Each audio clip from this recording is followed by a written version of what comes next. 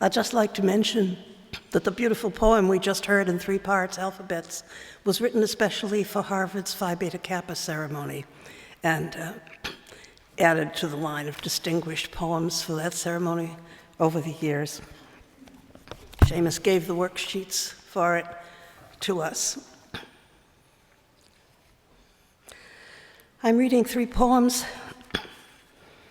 The first, a marriage poem written in Glanmore, and I should remind you that Lorenzo and Jessica are the young love couple in The Merchant of Venice, and Dermot and Grania are medieval lovers in Ireland. To asperge something is to make a shaker of water over it to bless it, and incense, you all know. Glanmore Sonnets 10. I dreamt we slept in a moss in Donegal, on turf banks, under blankets, with our faces exposed all night in a wetting drizzle, pallid as the dripping sapling birches. Lorenzo and Jessica in a cold climate. Dermot and Grania waiting to be found.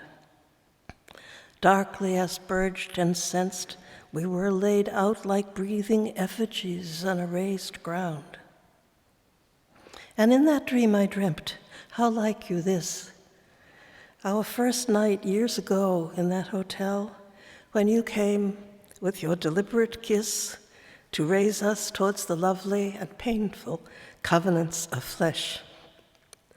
Our separateness, the respite in our dewy, dreaming faces.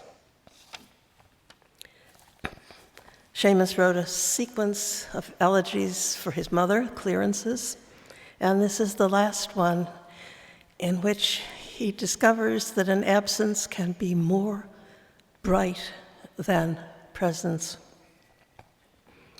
I thought of walking round and round a space utterly empty, utterly a source, where the decked chestnut tree had lost its place in our front hedge above the wallflowers.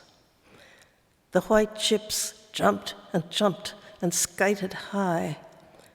I heard the hatchet's differentiated, accurate cut, the crack, the sigh and collapse of what luxuriated through the shocked tips and wreckage of it all. Deep planted and long gone, my coeval chestnut from a jam jar in a hole, its heft and hush become a bright nowhere, a soul ramifying and forever silent, beyond silence listened for.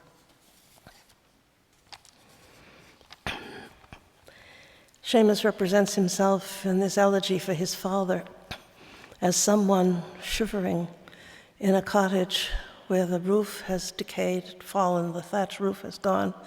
There isn't any furniture, there is only a cold hearth, there's no fire any longer.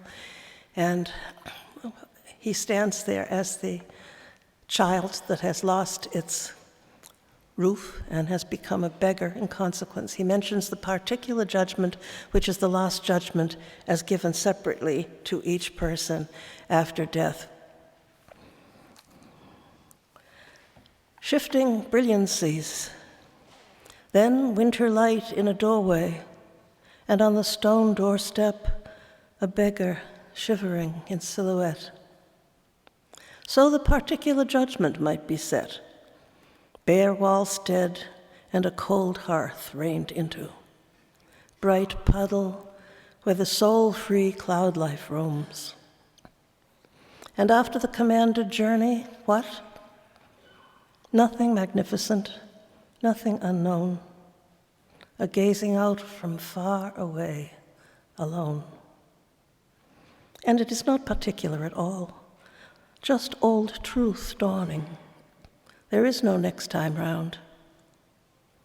Unroofed scope, knowledge freshening wind